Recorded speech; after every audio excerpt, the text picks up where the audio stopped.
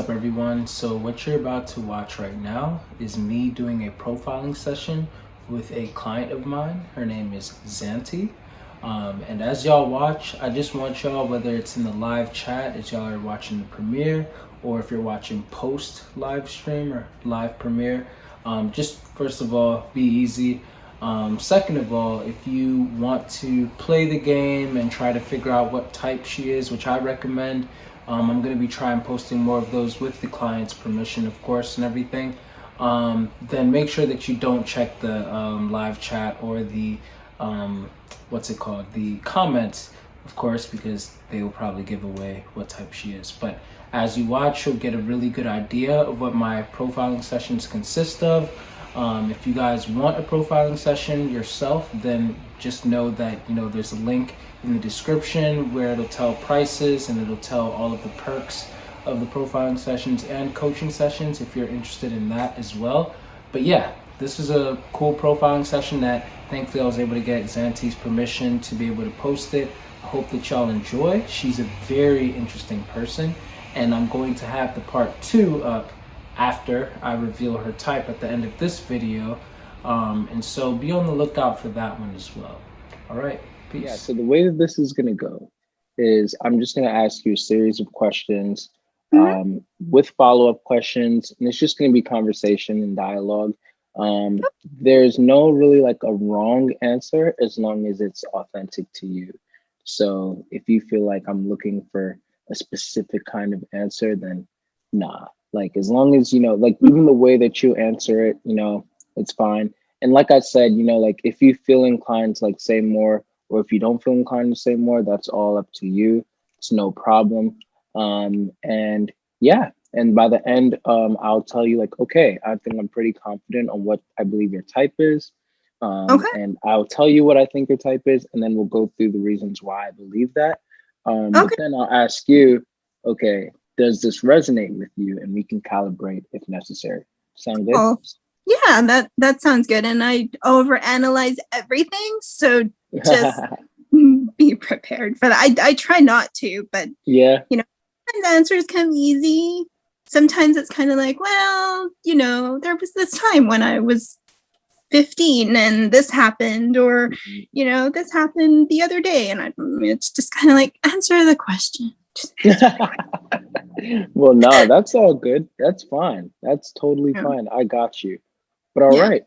So the first question I'm going to ask you is, what is it that you love to do? And when I say this, I mean that you love to do so much so that the only reason why you stop is because you're absolutely exhausted. Otherwise, you'd go on indefinitely.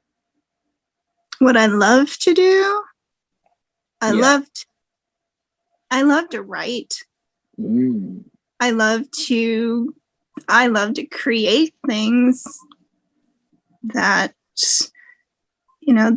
that come to me, especially if I'm I feel things come to me.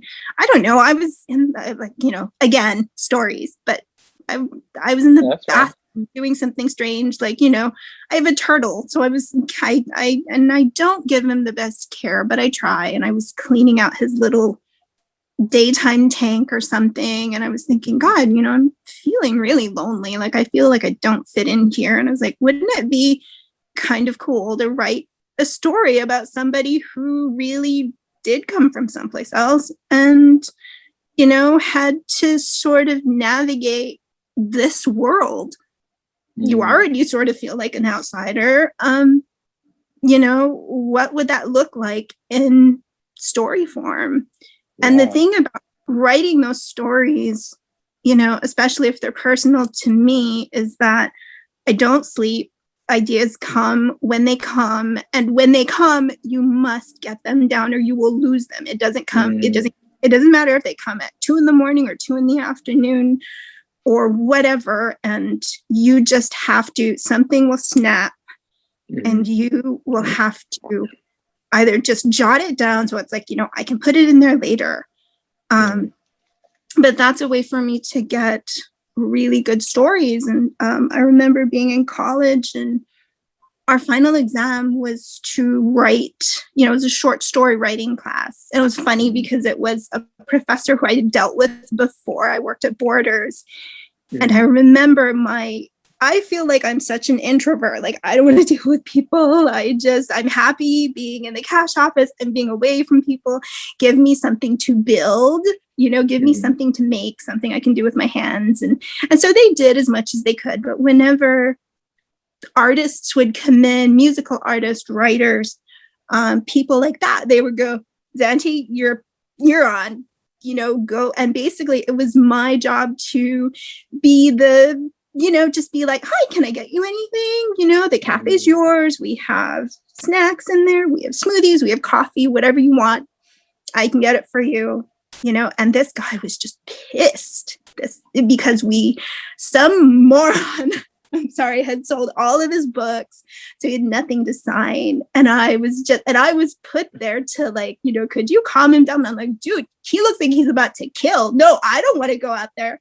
And I had to go out there and I was like, please, I know you're upset. I get it. But, I'm, just, I don't want you to feel this way. Please let me help you. And he was, just mad at everything. And I guess he kind of felt sorry for me or whatever.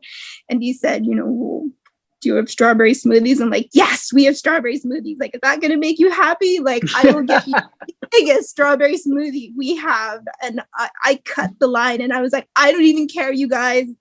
I told the cafe guys, I'm like, dude, I need a strawberry smoothie now. Yeah. And they're like, okay, we got you, we got you covered.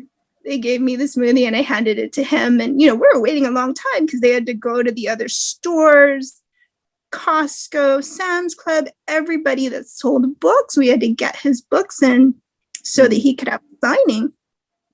And I ended up taking a class from him, which I was like, oh God, he's going to see my face and be like, I know you, which he did. He was like, you look familiar. I'm like, I was the girl begging you not to be pissed at me. And, he's like, well, I hope you enjoy the class. I'm like, I hope so too. And I'm always front and center.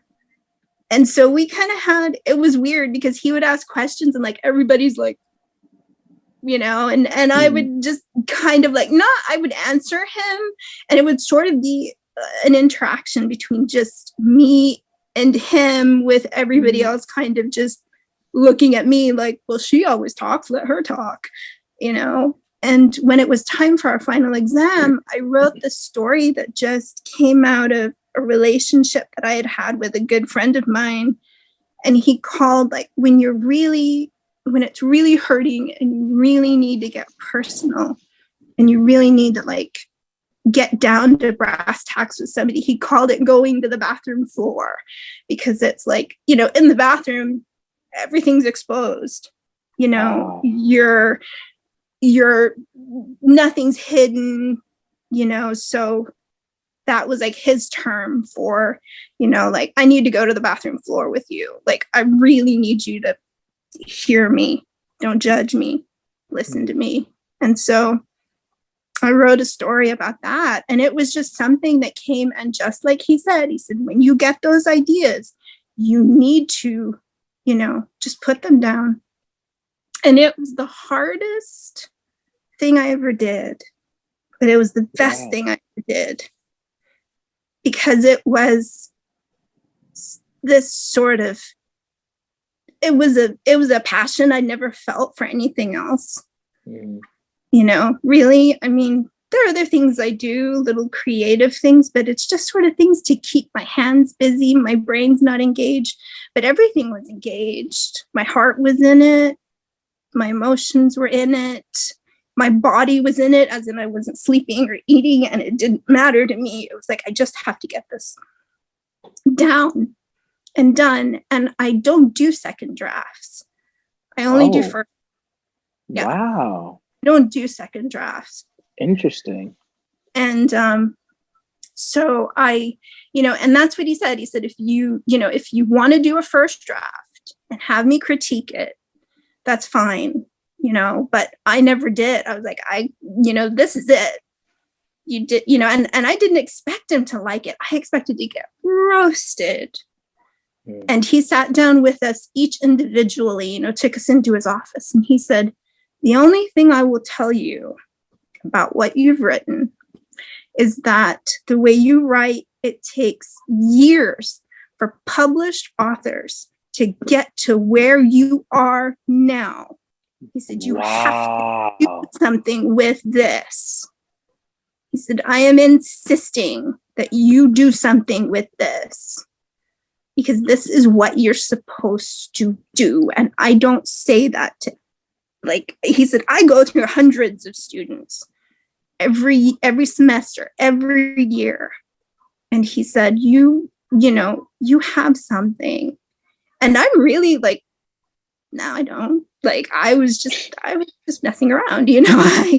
What? And I have this thing about, you know, I always have to, there's this thing about, I don't know, self-deprecation or, you know, bringing it, you know, like, you could give me the best compliment in the world and I'll just, you know, I will take it, but it's hard for me to really internalize it and be like, yeah, I am that. But I think as I get older, I'm more comfortable sort of standing in that power and being like, yeah, I am good at this. And this is what makes me happy. This is what I'm willing to give up everything for. So. Wow. And I like to sing. And I don't know if I'm any good at it, but you know, I like to do that. So just one of those kooky creative types that don't really care whether you like my stuff, but it makes me feel good. So hopefully it'll make someone else feel good somewhere. You're just such a ball of positive energy. And I really, really, really admire that. Plus, I would love to read that story one day. I'm not even kidding. Like, that sounds amazing. I have a strong thing for strong writers. Like, I don't know how familiar you are with Lemony Snicket or Daniel. That was my first writer crush. Like, he was just so good. And then C.S. Lewis is another one. Oh man, yeah. There's plenty, but yeah, I really, really, really appreciate like good writing, good writers, and that even goes down to like lyricists and poets, stuff like that. So yeah, I love it because you have to be in a certain place when you write the song, and then you know it's sort of like, I don't know. I think of singers as sort of actors too, because when they write the song, they're in a certain place, but then they have to perform it, and you might not be in that mindset. But the song kind of brings you back. And everybody's like, oh, he really means it. He's like, well, you know, it might not, but at the time that he wrote it, he meant it. I mean, I like to listen to backgrounds of singers and writers of where you get, like, my first writer crush was Neil Gaiman. I love his writing, and I actually met him. He sent, I had written something, and it was for the bookstore where it was like, we're having this Neil Gaiman event.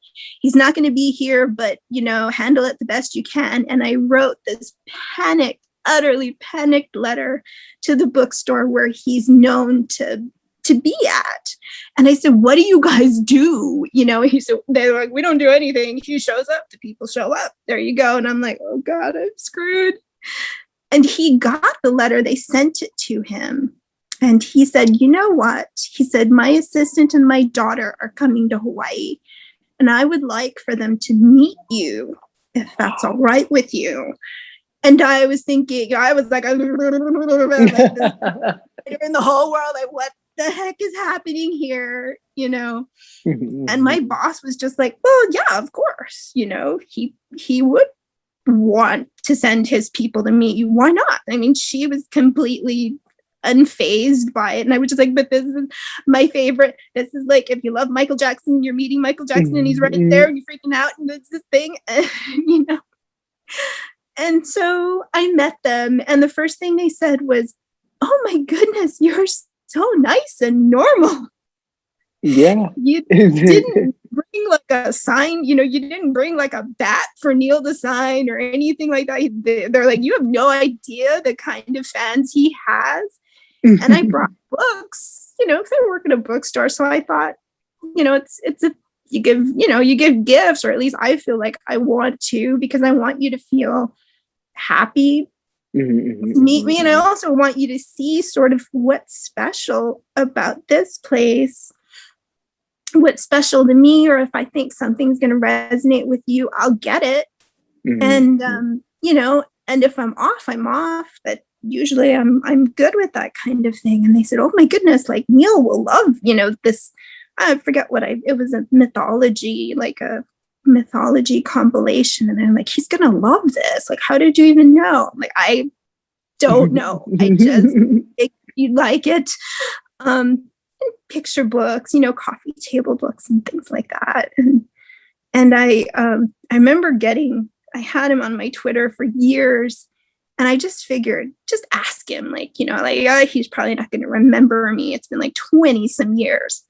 And I said, do you remember me? Because I had to call him. I mean, they had a problem with their flight, and the assistant went, this is our home number. Call Neil, tell him what's going on. And I went, wow. Call who? You kidding me? Wow.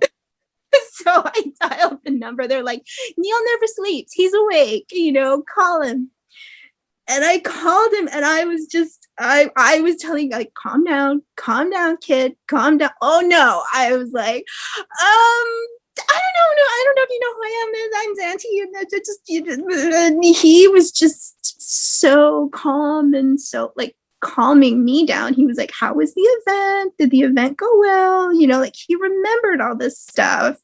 It was like, did you like meeting my daughter? Did you like meeting my assistant? I said, oh yeah, they're lovely. We went to dinner and everything. And he's like, well, that's great. He said, I'm sorry I didn't get to meet you myself. And so this, this happened, and we were talking, and I'm just like, wait, I have important information to relay. Like, their flight, and they're going to be late. They have to go via Maui, and then, through Minneapolis to get to where they were living. And he's like, that's fine. He said, Holly, who is his daughter, she's very sanguine. It's just, I forget the assistant's name right at the minute, but he said, she's the one that panics. And so it's fine, and then he wanted to talk some more. And I kept waiting for him to be like, okay, that's enough. Like, but he never did. And we had the best talk. And so 20 years on, I thought, I wonder if he remembers me. I'm not going to be hurt if he doesn't. Right. 2 decades. And I just sent him a quick, Twitter, like, hey, this is Xhante, do you remember me? He's like, of course I remember you. You were great. You're the girl from Hawaii. Like, how could I forget? I was thinking, half of me was thinking you're lying, and the other half of me was like, yes, you remember. Wow. Well, you don't seem like an easily forgettable person. I'd say that. Like, I can tell. Like, I feel like it's just you're not easily forgettable. And so, of course, after 20 years, and I can see why you'd assume that, but I'm also not too surprised that he was able to actually recall, or at least claim to. Yeah, or at least claim to. I think he did. Because he was able to sort of ping on certain things we talked about. And I don't know if that's just the writer's brain, because you store so much stuff that you might be able to use for later, And I even met Terry Brooks, because you're working at Borders. I mean, I know it's not there anymore, but it was great. It was great for people who, we called it like the way station for freaks. Basically, if you didn't fit in anywhere else, you would fit in with us. And it was just, we were like you know, we were like family. And even, I mean, even to the point where people would live with each other or date each other. It was weird. I mean, I never really got into that because I was like, I can't deal with dating somebody and then not having it work out and then having to see them. Yeah, that's how people are with work. Yeah, or seeing them with somebody else, or, you know, for me, that's just not. So I was just like, no, it's cool. And, you know, it's funny because when I did meet someone who was outside of borders, all the guys decided to make excuses to, oh no, we're just looking at the beach. We're looking at the sunset. See the pretty sunset? I'm like, y'all are just checking me out. Like, what kind of guy actually would make Xhante turn her head? Because none of us, you know, have been able to do it. Right.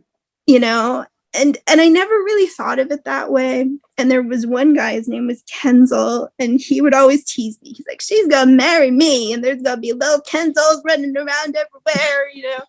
And this one guy kind of turned around. He said, get in line.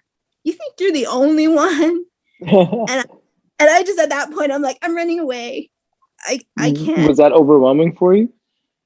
Yes, it was overwhelming. Was it flattering too, or just overwhelming? It was flattering, but I don't think I believed it. I think because I've seen girls kind of get really like, I am the shit, you know, they really feel it. And I'm just me. You know, if you like me, I'm happy about it. Because I love engaging with individuals. I suck at crowds. But I'm good with you know, with this, like, just us talking. That's okay. That's good to know. Well, that actually brings me then to my next question.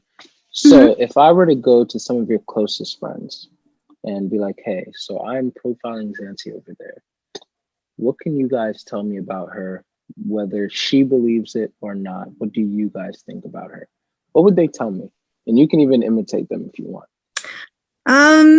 Well, I know one of my very closest friends, she always told me, she said, you know, I hated hanging out with you. She said, you know, we were always best friends, we were always sisters. But she said, the thing about it is she said, we went out together and I was always the one used to getting the attention. She said, you would get attention and you wouldn't even notice it. And that drove me crazy. Wow. Because you would get attention that you wouldn't even care about, you wouldn't even notice. You were like off in the ether, off in your own little Xhante world, you know, and that's what she calls it. She calls it Xhante's planet. She's like, you were on Xhante's planet, and you know, all of these people were like wanting to get to know you, talk to you, you know, things like that. And one of the things that I remember her saying very recently, because she likes pictures. She likes to take, you know, she's memories. She's all about keeping tangible things and memories, pictures and things mostly. She took a picture of me with this boy named Trevor when I was about 16, and I think he was 18. And what I didn't know about him was that he was a street kid who was basically a hustler, you know, and he was good looking. I mean, he had you know, he was blonde and tanned, and, you know, he had the surfer look to him. And, you know, I wasn't like googie eyed or anything, but I was like, yeah, you know, I like him. He's nice. Yeah, we can hang out. All right, you know. And I never knew that he had this other side to him that was very almost like Machiavellian, you know, that sort of like, I'm gonna get what I'm gonna get because it serves me. And I think she told him, like, don't you dare hustle her, because she isn't, you know, she's a nice girl, she's a sweet girl. Don't. And he said, no, I like her. You know, I really like her. And I didn't know for years. And she said, you know what? She said, you made him feel normal. You didn't make him feel like the hustler kid that had to, schmooze everybody and use everybody. He could just be who he was underneath all that crap. That was able to come out, and he could be this nice, vulnerable kid. And it was easy. Like she said, I don't know what it is about you, but you make it easy for people to come out and be who they are and not be afraid. And other things, I think other people might say, don't be fooled. Like, she seems really sweet, but if you piss her off, she'll go, I don't know. If somebody said, like, man, you just went Cersei Lannister on that guy's ass, And I was like, well, he was bothering me. I see. Okay. And no, that's good. Keep going if you want. It's that sort of flip-flop where I've been told, oh no, you're, some other things like, oh, this other guy that I used to work with from Borders, he used to introduce me to friends of his, yoga teachers, sort of more spiritual, elevated people. And the first thing that he would always say is, she is the sweetest girl. She's just the sweetest girl ever. And then he would, and it was funny because he'd, across the store, like I'd be at the register and I'd hear him calling me, Xhante, like, what? I'd look up and he'd sort of hold up a finger. I'm like, did you hurt yourself? Like, do you want me to put a Band-Aid on you? And, okay, so go in the back, get everything. And, I'm patching him up and all the other guys are kind of coming around. What's going on? Like, oh, I want to cut myself. Like, if I cut myself, will you do that to me too? I'm like, what is wrong with you guys? Dude, there are other girls here. Like, what? Yeah, that's very strange, but okay. I guess I can kind of understand now what you mean too about, like, it's almost unbelievable, but at the same time, if it keeps on happening, then there has to be some truth there too. I don't know. I mean, you do have quite the charm, so that shouldn't be surprising either. I think that it's kind of like what you said that your friend said, like, you make people feel normal and welcome. And I think that's a very, very, very huge trait that a lot of, especially guys, they feed off of, because we don't often have somebody that, like, will boost us and make us feel on top. And a lot of times we feel like we have to work so hard to, like, earn it and stuff like that. So if there's someone who just freely does that and we're able to, like, rest in it, then it's almost like, oh, well, then why not go in that direction? So I think that's, I mean, it is kind of crazy how these people particularly showed that and expressed that, but I think that it says a lot about how much of that, again, positive energy that you radiate. It was crazy to me. And, the thing about going back to Denzel is, he was kind of like, wait a minute, like, before I get too excited here, like, how old are you? And I told him, and he was like, all right. He's like, because you look young. He's like, I don't want to be, like, going to jail or messing around. This was years ago. And I would always kind of, because I didn't fully embrace that energy of, like, people coming around me and, like, wanting to be around me or wanting to sort of, because I didn't know about the sort of energy I was giving off. I was just being me. Right.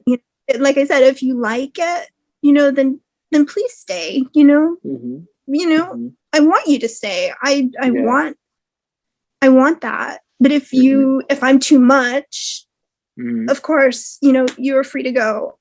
And he kept on kind of pushing, not too hard. I mean, I think he knew that I was sort of like, kind of scared of it. And he said, you're so scared of everything. He said, you use school, because at the time I was going to college. He said, you use school as a shield.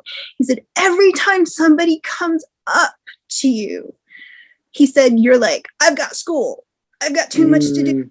I've got papers to write. I've got, things to do. He said, pretty soon you're not going to be able to use that. And then what? He said, what are you going to do then? And he wasn't saying it in a bad way. It was just kind of saying it in a way to sort of observation. Yeah. As a way to make me see. And he said other things too, like, man, he's like, I think you have synesthesia or something. Because every time I ask you a question, like, what is cinnamon? What does cinnamon smell like? And I'll say, I don't know. It smells sort of round and warm. And he's like, that's synesthesia. He's like, you got some stuff going on with you. He's like, I'm not saying it's bad, but it's cool. He said, I've never met anybody quite like you. And that at the time was like the one thing you could say to make me run away. Interesting. Why? Because I didn't believe it, because the way I was raised, my parents got divorced when I was young. And I tried so hard. I mean, honestly, when they were going to tell me that, mommy and daddy are not getting along and, I was 7. I was sitting alone in my room and I knew they were going to come in to talk to me. And there was just this voice, this sort of inner voice that said, no matter how you feel, you have to be okay with it. Don't cry. Don't show them any kind of, upset emotions. Give them what they want. Make them feel better about this. And that's what I did, even though it shattered me. Because at the time I was an only child. That was my whole world. It's like, you're telling me you're taking my whole world and you're ripping it apart? Who am I if not this place? If not the two of you? And even at 7 years old, I could kind of age appropriately sort of, verbalize that to myself and sort of think about it that way. And I wasn't treated well after the divorce, not necessarily by my parents. They were hurting, and I knew that. But my aunts and uncles, the people that you kind of go to for like secondary support, or, those, when you're little, your circle is not that big. So you go to the people that are closest to you, which to me were my grandparents, my aunts and uncles, and all they would tell me was how bad the other parent was. Your father's horrible because he's doing this to your mother. Your mother's horrible because she's doing this. Or you're horrible because you don't even have your own clothes. You have to wear your cousin's clothes. And, you see how it is. Your parents don't even have money to dress you. Wow. And I was a sensitive kid. I'm a sensitive person. Like, you can make me cry from doing that. You may never see me cry, but, I will go someplace and be by myself and just cry my heart out. And the fact that I didn't have anybody to talk to and say, I might be just a kid, but, I'm hurting. Can somebody tell me that I'm okay? Can somebody tell me that I'm not this fucked up little kid? That I'm worth something, that I'm smart at least. that I Wow. could read when I was 3, that I have a 10th grade reading level at Mm. you know, like grade 2. Can somebody give me something? And, you know, I was rescued in a way by my aunt, who was my father's favorite sister. And she said, I'm taking her. She said, you need to, you know, to my father, she said, you need to heal from this. She said, I'm taking her. She needs structure. She needs love. She needs to know when she's getting food. She needs to know when she's going to bed. She needs to know when she needs to do her homework, what time to wake up to go to school, how to dress herself, all of these things, you know, just life stuff, life skills, and also just love. And the acceptance that I was different, because all of my cousins, they never liked to read, and I could read forever. Wow. And she had the huge, just this huge library on Hawaiian mythology and Hawaiian history. And me at 7, 8 years old, she said, this is all yours. She said, I'm not going to police anything you want to read. You know, you do it.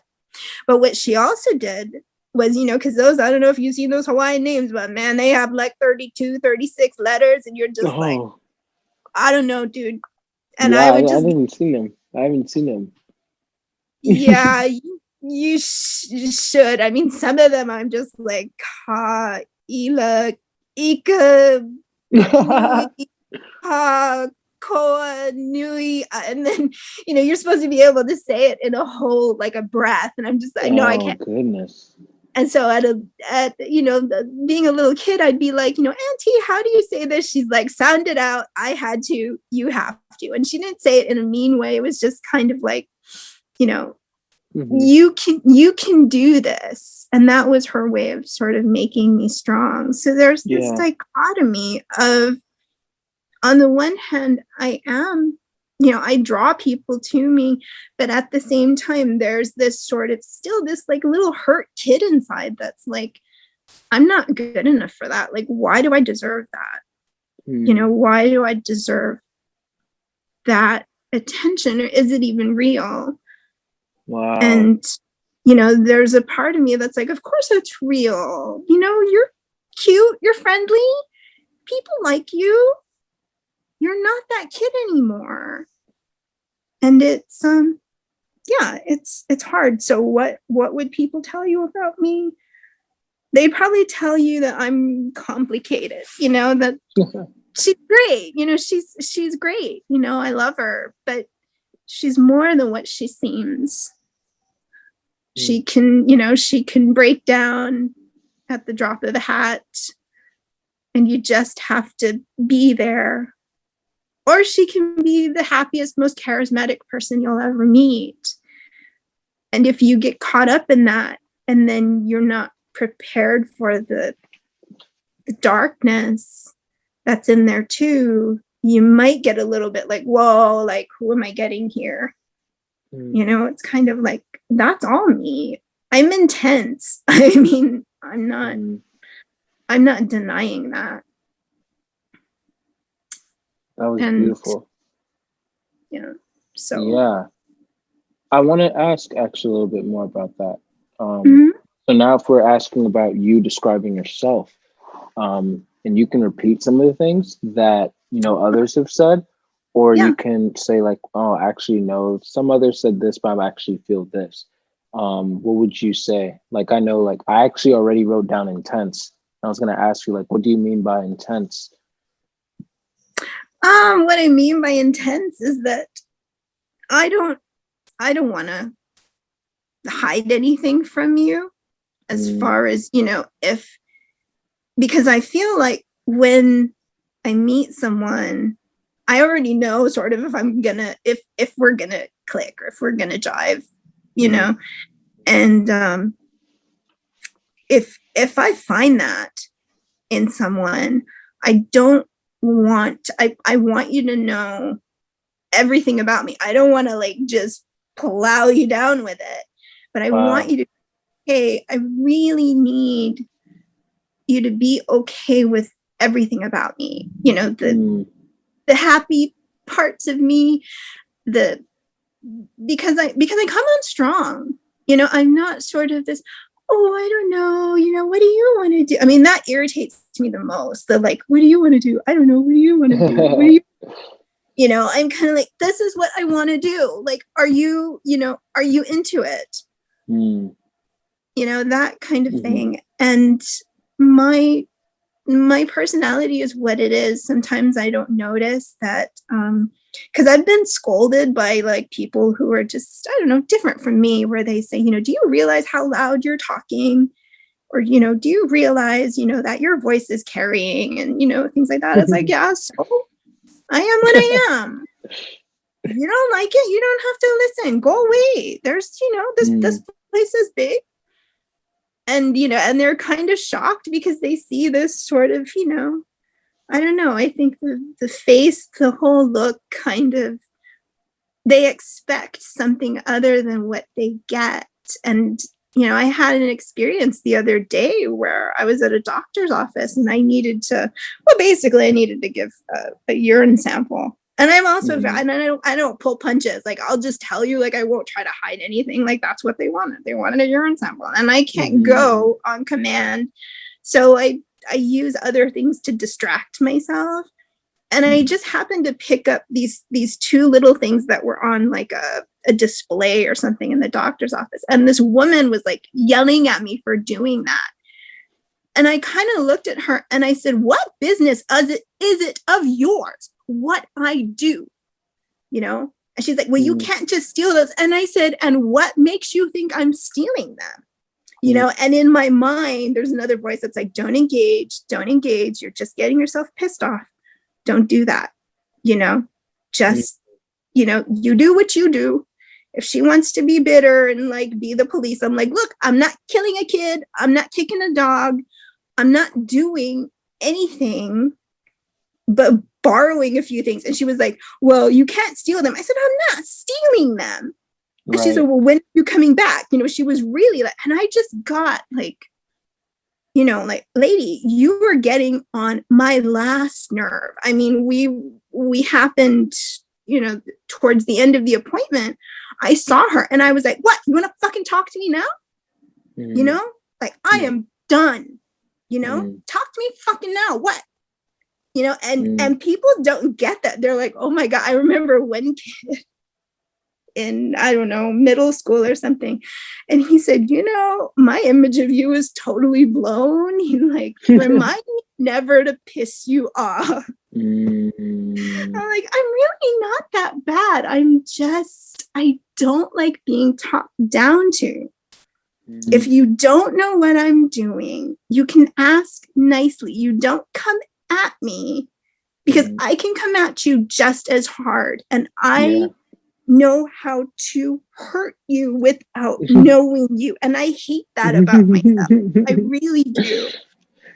I hate that I don't know, there was a meme I saw where it was like, you know, we have a dark side and we are so sorry about that. You know? It was like showing Luke Skywalker, and it was, you know, it was like, we really do have a dark side and we fully apologize for that. And I was like, I am so there. I know what that feels like. I don't like that part of me that can hurt, that it's there. You know, it's there.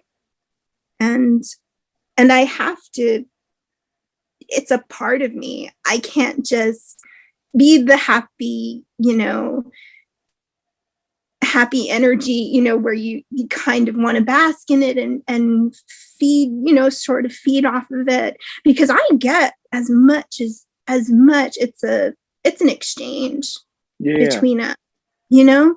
So it's not only that you're getting good stuff, I'm getting good stuff too. That's the appeal for me. But I don't like the fact that I know I can hurt people really to their best core, and really not. There's a part of me that just doesn't care. If you've gotten to that point inside of me, I really don't care.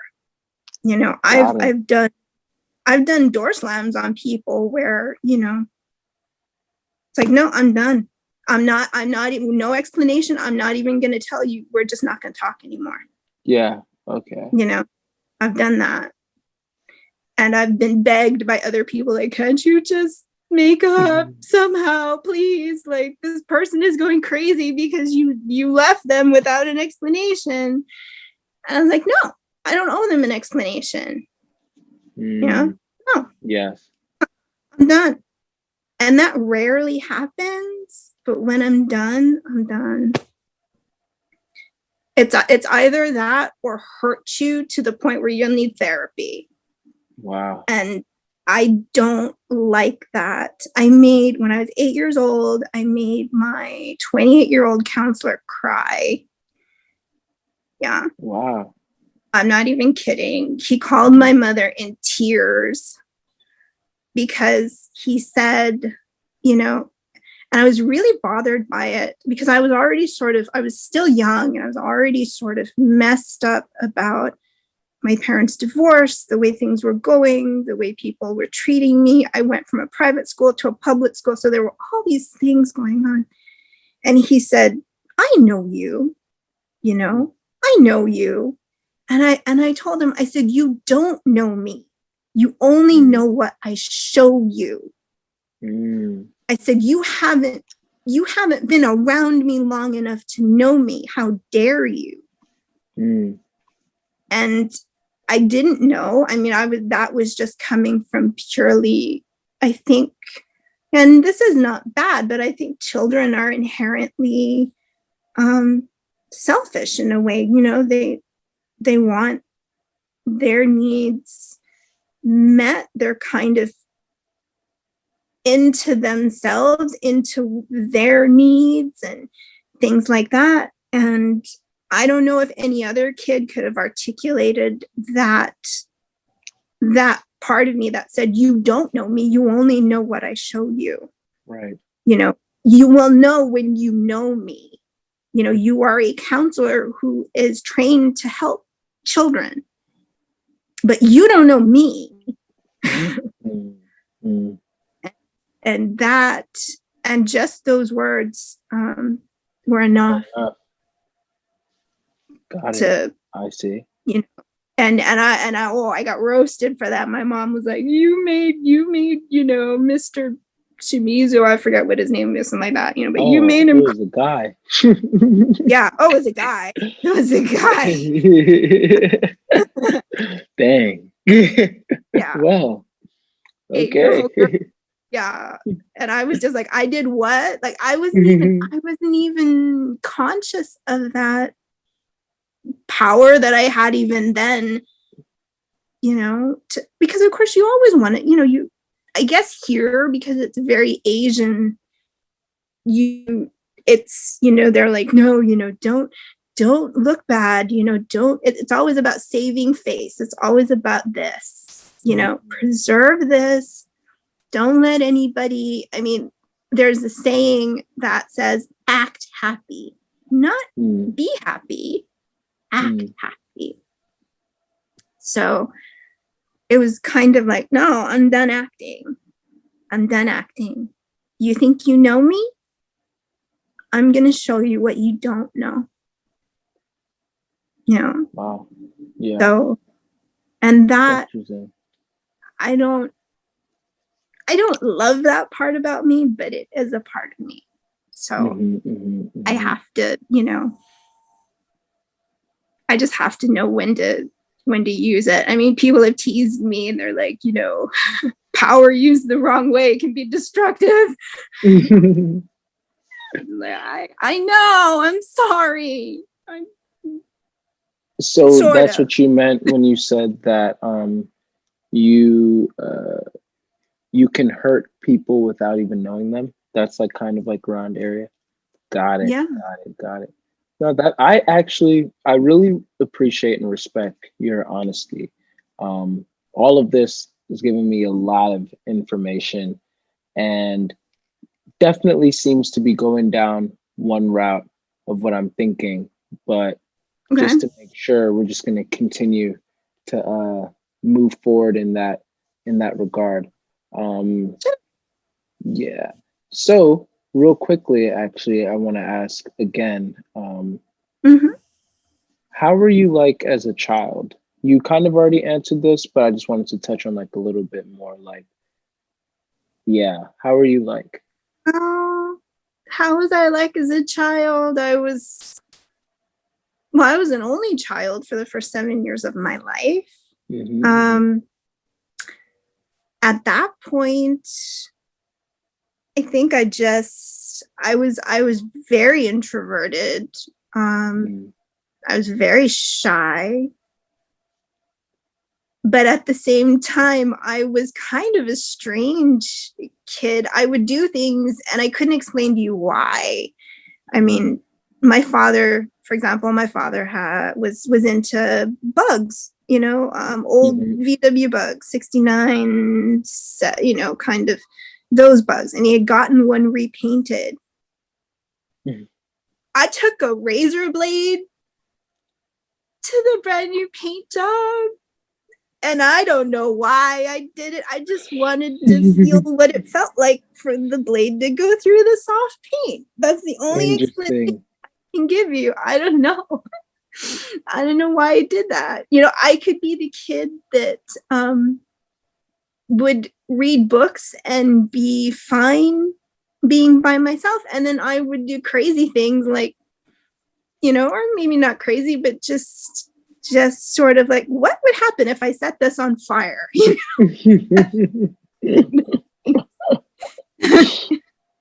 Wow. Perfect. Too much curiosity. I think it's sort of like I couldn't just be told, this is what will happen if you set it on fire. No, I have to know.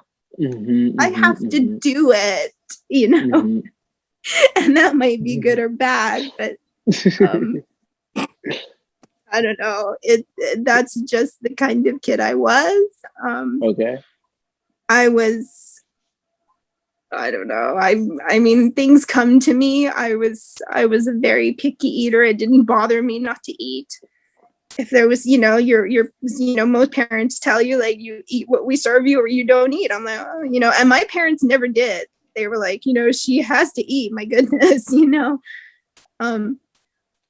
and so they would, and they would kind of spoil me on that part. Like I still ate, I ate noodles, I ate things like that, but and my parents spoiled me when I was that age. Like if I decided, oh, we're at a restaurant and I like what you have better, I wouldn't ask for it, but it was just something where like it would be like switch, like, okay, well, you can have what I'm having and I'll have what you're having.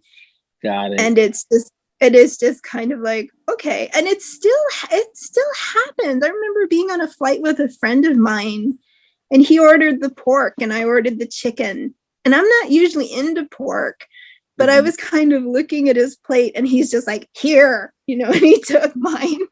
He's just like, wow, you have quite a lot of superpowers there, huh? I have to be careful of you. it'll just happen right before my eyes. But okay, no, that helps a lot. Okay, glad we're dates. No. right, exactly. Like, where did my food go? Why is it on your side of the table? How did this happen? Yeah. I didn't even want that was very helpful. Now to switch gears a little bit, which again, you kind of touched on this, but I want to have like solid stuff. Sure. How would you describe your relationship with your feelings and your emotions? I feel like I'm maybe too in touch with them, if that's possible. I have a hard time if I'm feeling bad about something, it will consume me. to the point where I can't, because my friend will tell me, she's like, I don't know, put up do a Pinterest page, do something, make soaps, do your creative things, do other things to get your mind off of it. I said, you don't understand. There's so many compartments in my mind that I can be doing something and be yet fully engaged with those negative feelings, or those sad feelings, those feelings that make me cry over somebody I miss, or things will trigger me. My uncle, my very favorite uncle, who was the most like me, and I think the one that got me the most. In fact, it would be fun if we could to talk to him and see what he would say about me. I remember him saying to my aunt, and she told me later, she said, before he died, he said that you were the heart of the family. And I never thought of myself like that. I never think of myself as being sort of integral to anything. I'm just me. I do what I do. And to have someone else from the outside sort of see that, no, you are integral. You're a part of us, and you're an essential part of us. That kind of made me sort of ashamed and proud at the same time, sort of happy at the same time that he thought of me that way, but ashamed that, well, if I'm the heart, and hearts are pretty important. If you don't have a heart, you don't have life. Yeah, so they're pretty important. Yeah, if I'm not, if this is the way he sees me, then I should be giving more to my, to my family, to my entire family, and I rarely see them. How can I be the heart of this when I'm not, and it's kind of like, well, what does a heart do? It kind of just is there. It is integral, but it is inherently unaware of itself. It just sort of does its job. It exists, Yeah. It doesn't know that without it, the whole system will collapse. It just does what it does. And that's sort of the way I made peace with it, because I felt a lot of guilt, because he and I, as close as we were, we're both born in April. We spent our birthdays together. We could just kind of, my aunt would come in and be like, you guys aren't saying a word to each other.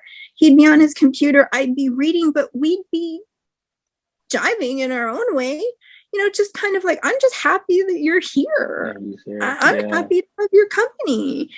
It's fine. And we kind of look at her like, what's the problem? Like, we're happy here. This is our spot. Like, we're good here. This is the sweet spot. We don't have to be talking or entertaining each other. And yet he really did have that sort of part of his personality where he was the entertainer. He was a hula teacher. So you have to be kind of, I don't know if you've seen hula teachers, but they are very effusive and, just, this is what we're doing. And, we're gonna do this dance today. And, everybody get into lines and we're going to do this. But yet he was also very introverted inside. And I understood both sides. It's kind of like when you're on. When you don't have to be, that's also a good feeling. It's a good feeling on, but it's also a good feeling to be able to kind of just turn off, or not really turn off, but just kind of, lower the pitch and just be.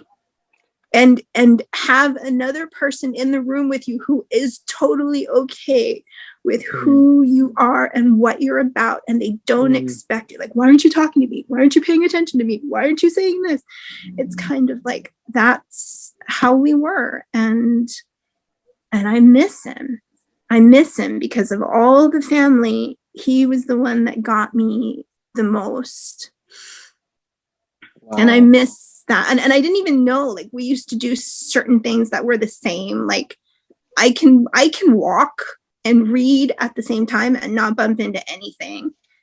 And I didn't know. I thought it was just a weird thing that I did, or kind of a quirky thing that I did. People are like, "How That can is you actually pretty interesting. I can't do that. read and not bump into things, not trip over sidewalks, not do?" I said, "You just don't. Like, your body is doing one thing, your brain is doing another. It's easy. I don't know." And in college, that's what he used to do. Interesting. So, Okay. and it was interesting that we had that same thing, but I never knew until he was, Mm-hmm. on the other side, back to source, however you see it. But I think there's something else after this. I don't think we just die and that's it. Mm-hmm. I think there's got to be energy. Energy never goes away. It just transmutes. It transforms. So, if you believe that we are energy, we transmute, we transform. We don't hear. So, Nice. I don't know. He's probably in the corner listening to me right now. That's her. That's the kid. That's how she is. You get the deal. Well, no, I admire that. In fact, even just everything what you said about your relationship with your emotions in that sense, again, like that, all of this is very helpful. Two questions on that, just real quickly before I move. So, number one, would you say head over heart or heart over head? Heart over head. Got it. And then lastly, would you say that you are able to understand? Would you say that you're more tapped in with your emotions, or would you say that you're more tapped in with other people's emotions? Oh, that's an interesting question. More tapped into one or the other. I feel like I'm more tapped into other people's emotions. Mm-hmm. I am very tapped into my own emotions, but I can put them all aside if I feel like, you need me, you're in a bad place. I can put it all aside and just, what's going on? Talk to me. Like, I can, I'm in that heart space. I can feel something's going on with you. Mm-hmm. And as bad as I'm feeling, I can just, it goes away for that time because I'm needed. And because I will not leave. It's sort of like, I don't know. It's and I go back to Star Wars where Luke kind of says, Return of the Jedi, where he says, I'll not leave you here. I've got to save you. And it sounds so cheesy, but that's kind of the way I feel. It's like, I'm not going to leave you here. Yeah. I'm not going to leave you in this dark place. I'm not going to leave you here by yourself. Like, if you have to be in the dark place, I'm going to be there with you. Because I don't want you to be alone. Wow. Wow. Yeah, I totally understand what you mean. Nice. Give me one moment.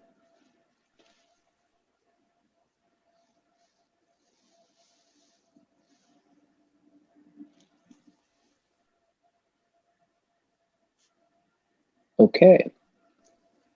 So, next question. Mm-hmm. How would you describe your relationship with your body? Like, would you say that you're very in tune with it? Would you say that you're not very in tune with it? You're aware of your surroundings. You're not very aware of your surroundings. I mean, I know that you did say that you can read and not things, but I wonder, like, how far does all of that go? So in any way that you understand that question, your relationship with your body. I think as I get older, When I was younger, I would say I wasn't in tune with my body at all. I wasn't, I mean, I was in tune with the, what was going on inside my head or how I was feeling. And, maybe it helps or maybe it doesn't. But as far as that head over heart or heart over head, I would like to be kind of more head over heart, but it seems more like my feelings take precedence over what I know. It's like, this, but you might feel the complete opposite. So I don't know if that helps. But as far as my relationship with my body, I think I'm very in tune with the sort of the liminal, sort of these liminal spaces of the body where you end and the world begins, in a physical sense, in a more sort of spiritual or emotional sense. I'm very much attuned. I mean, if you were to ask me, like,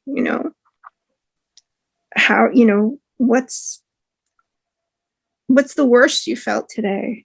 What's the best you felt today? I could tell you,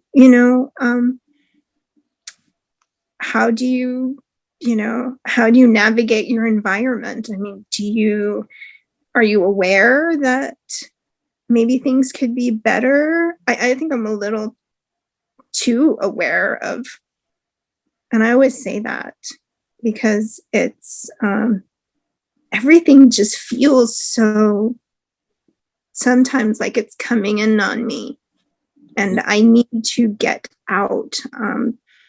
At my best, I used to volunteer at the zoo, and just even in that sort of artificial nature. And it's funny because you live in Hawaii, you think, oh, you can just go to the beach. Well, you really can't. It depends on where you live. It's not like the beach is like right outside our door. In some places it is, and it's wonderful. I love that. I love being on a beach when there's nobody there. I am so aware of sounds, smells, tastes that come in without knowing, like the taste of the ocean just from sitting near it. When it's all been washed out, when all the crap's been taken out, and you're just there early in the morning and the sun's up. It feels like I'm aware of everything. I can feel everything. I can feel the sun coming into my pores. I can feel every grain of sand. And I miss that. I miss that so much. So you can imagine this whole COVID thing is not very healthy for somebody like me. When you say that you miss that, is it something that now as you reminisce, it's like, wow, I remember the sand and how it felt against my skin, and I remember this and I remember that, and it's kind of like now you're able to relive that, like in your head a little bit. I can go back. I can go back to it. I remember what the apple I was eating tasted like with with a little bit of the salt water, infused in it. I remember things like that. I remember my first taste of sort of, however you want to call it, the local foods or the native foods that the Hawaiians ate, poi or opihi, which are like little limpets, little snails, and I remember all of that. I can go back to them as if I were living it. They're not just 2D memories. Would you say that your memories can sometimes be even more powerful than when you were there in that moment, or just I think they are more powerful because when you're in it, you're sort of just, you're sort of just enjoying it. You don't really think that, like this is, I'm very much sort of or at least I like to be at my very best. I like to be in the moment. So I'm not thinking like, this is, I really have to pay attention to the way the sand feels on my feet, or really have to pay attention to the way the apple tastes. It's an experience then, and I enjoy it very much. But when it comes back in my mind, it's like, wow, I really remember what that tasted like now. Wow. I really remember what the sand felt, like against my toes, what the waves sounded, the fact that there was no one on the beach but me. Wow. The fact that I got to see a little baby stingray swim by, and I swear he sort of raised his little fin and was like, good morning, That's beautiful. Yeah. That's really cool. That's really rich. Okay. A little bit on that. How would you describe your relationship with adrenaline? Scary. If I'm really adrenalized, it either means that something, because I know people get adrenalized for good things like concerts and things, even like book readings, like if your favorite author is there, like, oh my god, so excited, like this is amazing. And I've felt those things too, and those things are good, but I don't know if lately or just as I've gotten older, that my experience with adrenaline has been more threatening. In a way. It's kind of like this, like, why am I feeling this way? Or because of where I live, this immediate neighborhood is very nice, but outside it's a little bit more dangerous. So I am on high alert and adrenalized, but not in a good way, not in a, like, I'm at a concert and oh my god, there's Bruno Mars, he's right there, I can see him. That's the positive side of being adrenalized, which I rarely feel because I don't like being around groups of people. I will go, but usually I have been dragged to concerts and things, and I enjoy myself, but it's more like, really, like, I could just listen to him on the radio, or I could just listen to him on the CD. I don't really need to be around people. I don't really like that. But my relationship with adrenaline is, I want to say, fight or flight normally. And it's not enjoyable. I wish I could have more experiences where adrenaline is positive. But even in a concert situation where everybody's sort of hyped up and there's lots of good energy there, I'm still kind of like, I feel closed in, or memories will come back to me where I don't know, I was dumb. I followed my friends. We were at a Pearl Jam concert and they wanted to get to the very front, which is the most dangerous place to be, because then everybody rushes the stage and you can get killed. If it's open air concert, which it was, and everybody rushed the stage. They started a mosh pit. I'm 5 feet tall. I'm barely 5 feet tall. And I am, I'm small, and I went down, and somebody, I don't know who, like, I thought I was going to die. I was like, is this it? Like, am I going to get trampled? Is this what it feels like? Oh. Because I just kind of, like, I could feel my brain kind of disassociating, like, no, like, this is really going to hurt, like, just whoosh. And then I felt somebody grab me by the scruff of my shirt, or, what I was wearing, and lift me over the heads of the crowd and pull me out of there. And I don't know who it was. And I don't even know how they saw me. I don't know how they saw me, because I didn't see, as soon as I felt my body go down, I could a thing. I don't know if Yeah. I don't even, my eyes were open. Mm-hmm. And it was just kind of like, well, I guess this is it. You know, and they pulled me back, and I remember waking up in they had a tent set up for the band, and that's where I woke up. And they were like, are you okay? Like, you know, somebody grabbed you. Like, somebody must have grabbed you because, you know, we found you. I didn't get to the tent bodily, you know, on my own steam. I assume I was carried in because I woke up there, and it was just kind of like, okay, now I don't see the sky anymore. What's happening? Where am I? You know, and they were kind of like, you know, are you okay? You know, you kind of got caught up in some scary stuff there. You know, I was thinking, yeah. And then I started blaming myself. Like, why in the world, Xhante, would you go into a mosh pit? And I was like, but I did. And there's like these two sort of voices in my head, but I didn't. It just sort of happened around me, and I was in the wrong place at the wrong time. Mm-hmm. And it was kind of like, you know, but you could have died. It's like, but I didn't. That is also true. Yeah. Well, I'm glad that you didn't die and that you're okay.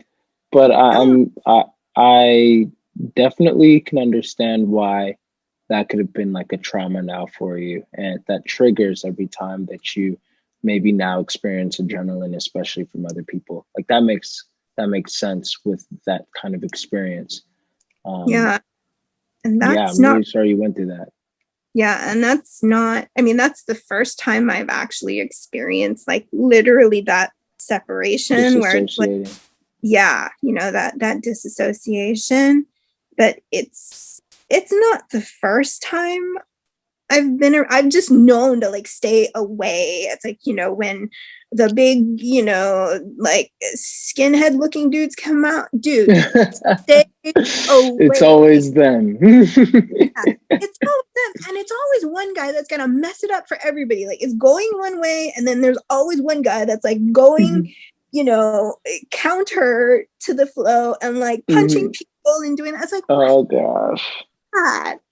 Like it can be a fun thing. Not that I can do it, but you know, I know it can be a fun thing. You know, everybody's kind of going around in a circle and they're dancing, they're doing their thing, they're lifting people up and doing yeah. I mean, it looks like fun. I don't want to do it because I'm little.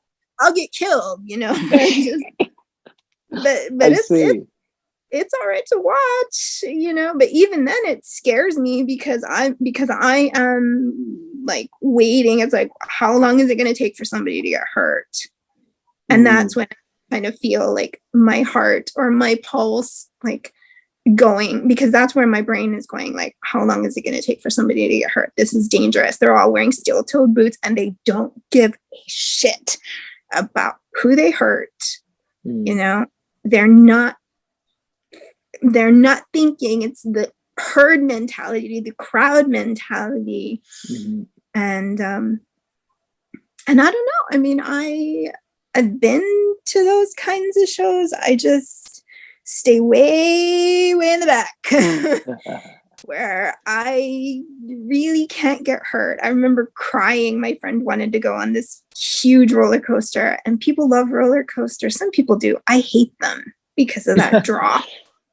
You know, and it's the adrenaline again, you know, it's that adrenaline of, I love that, you know, because you think you're safe. And I don't know. It's like, I don't know if I'm safe. All I know is that my stomach is now in the vicinity of my head. And I remember crying, and these two guys were like, it's going to be okay. It's going to be okay. You're going to have fun. I'm like, no, I'm not. I'm going to be scary and I'm going to hate it. And my friend like, I want to go again. I'm like, you cool. See ya, I'll wait. You go again. I don't want to go again. I made a deal. We made a deal. I would go with you once. I went with you once.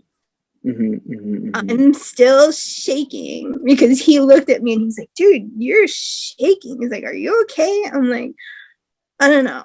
Am I okay? You know, I'm not quite sure. I think chocolate or something.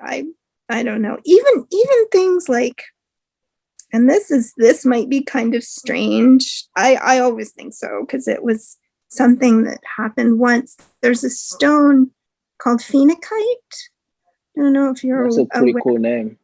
No. Yeah, it's a very high energy stone, and I usually don't react to stones very much.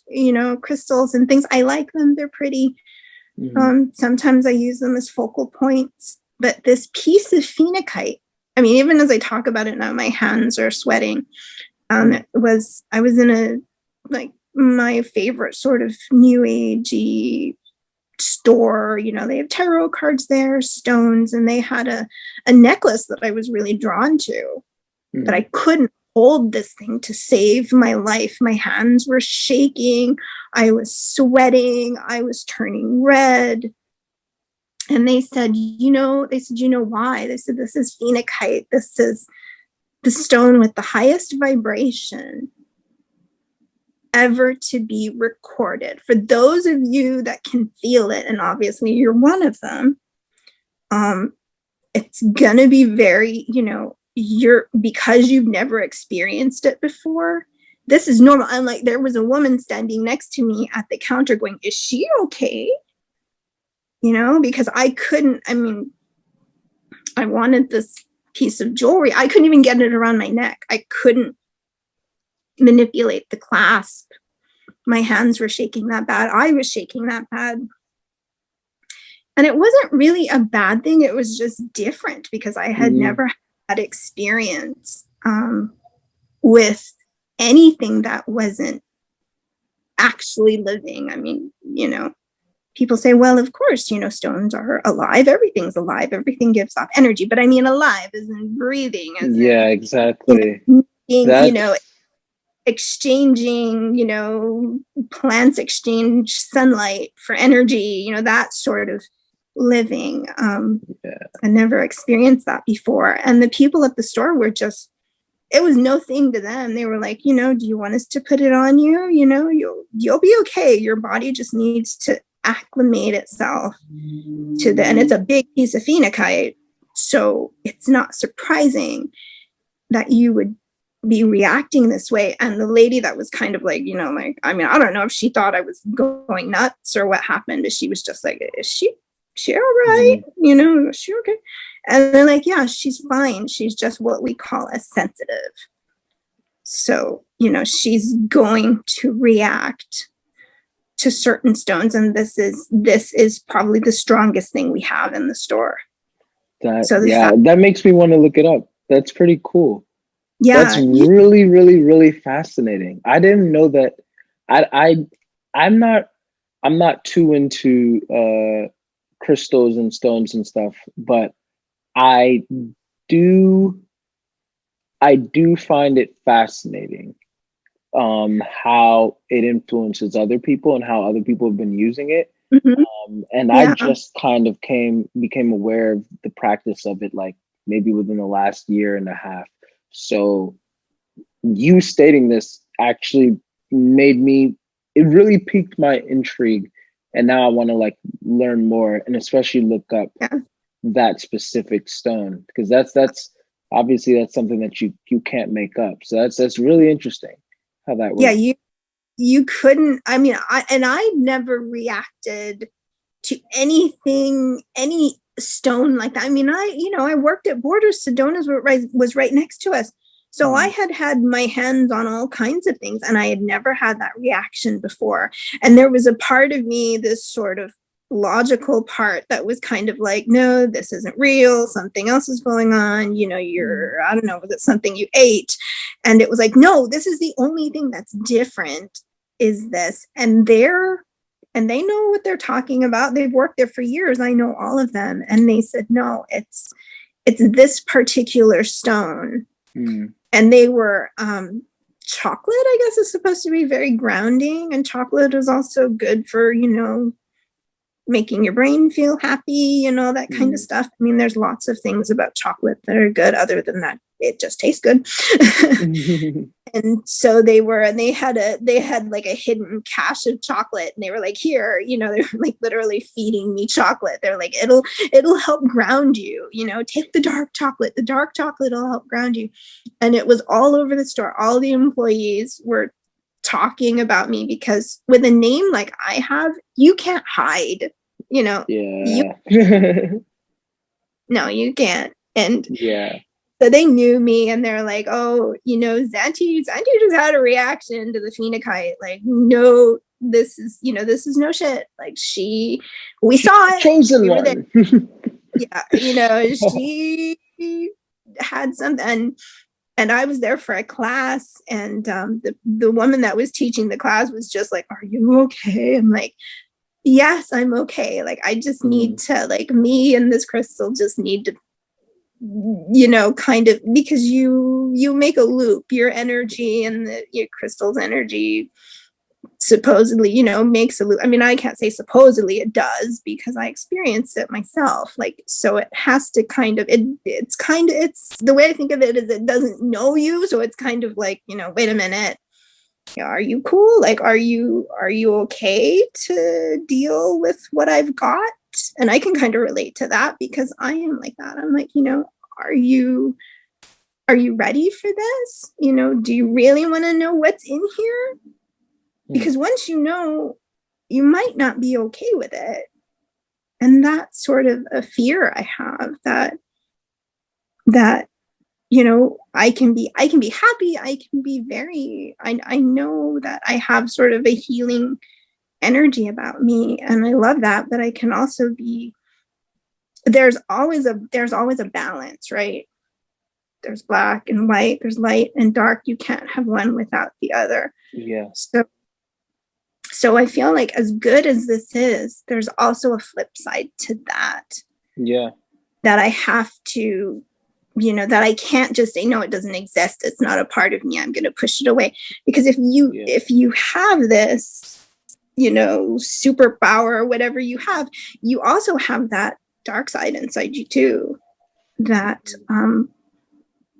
you need to make peace with, and you need to acknowledge that it exists. And I love that. I think actually, okay, so what I will say right now is that at this point, I'm pretty confident on what type you are.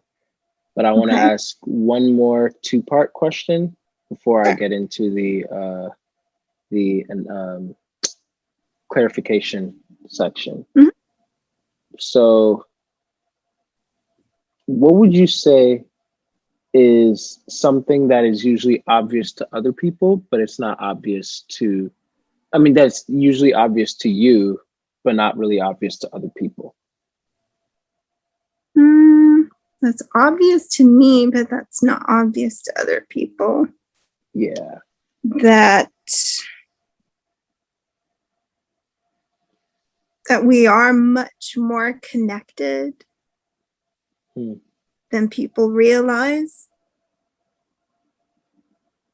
That what you do is just as important as what you don't do.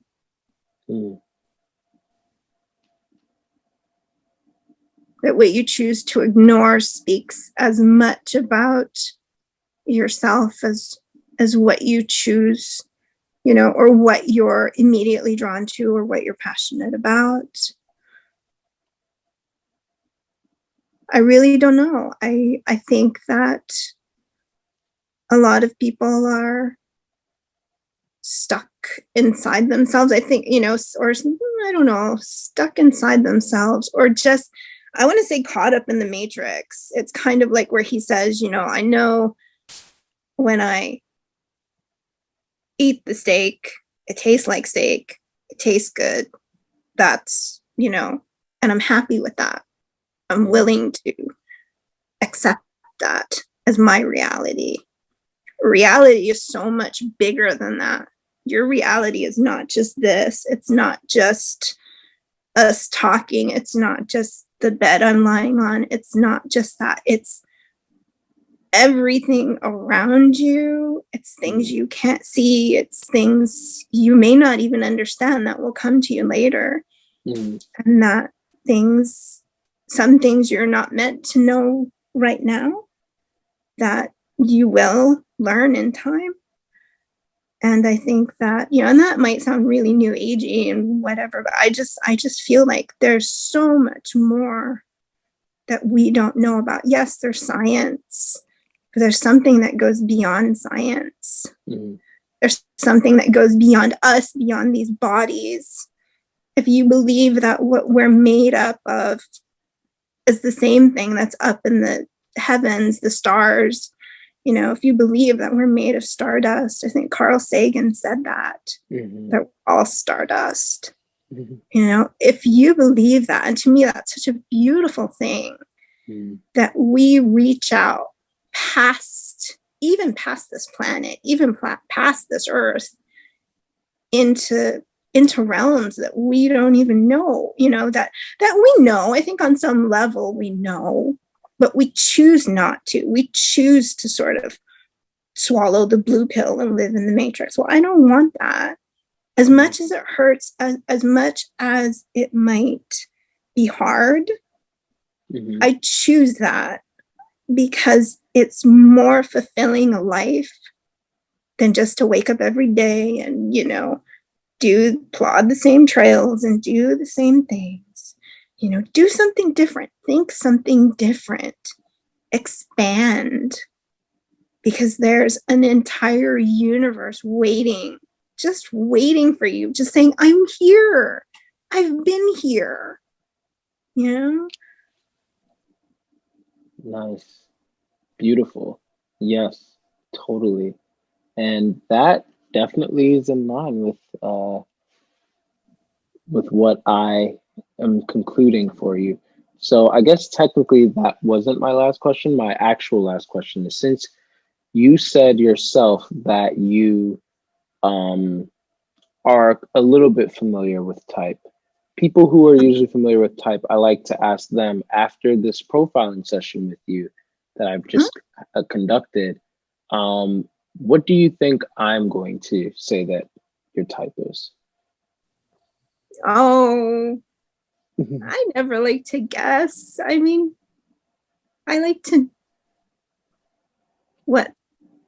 It's not going to influence what in fact, I'm writing it down right now. So it's not going to influence that. I just like to see, in a way. I'm pretty sure I'm going to come up as introverted, or at least I feel kind of ambiverted. In a sense, I can go back and forth, but I need to recharge. I need to have time by myself. So would you say that where would you say that your energy is most directed? Is it more directed on the external world or on the internal world? Like your focus?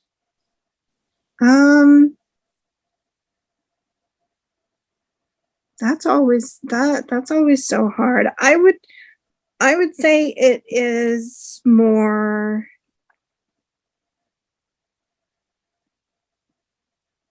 I'm sort of thinking like, what charges me most? I mean, when I think about, I mean, of course, I mean, I'm talking about, the things that are outside of us that we don't even know about, which is external. But I think you have to be sort of internally aware to even get that far. So I have to say that it's got to be internal. Yeah, I feel you. Okay. Yeah. That it's got to be internal first, and then once you sort of understand it within yourself, then you can articulate it out. Yeah, that way. Makes total sense. Yeah, it makes total sense. Totally. So I would say probably INF,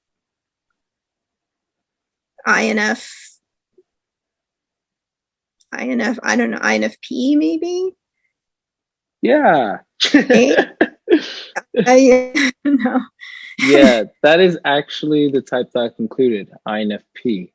And from the beginning of the session, I started already getting those vibes, but Uh-huh. of course, with the professional profiling session, I don't care how intuitive you are, you can't just go off of vibes.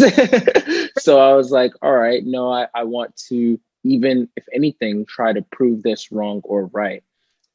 So I asked, as you know, like a series of questions, Right. just to see, okay, is she going to stay in line with this FINESITE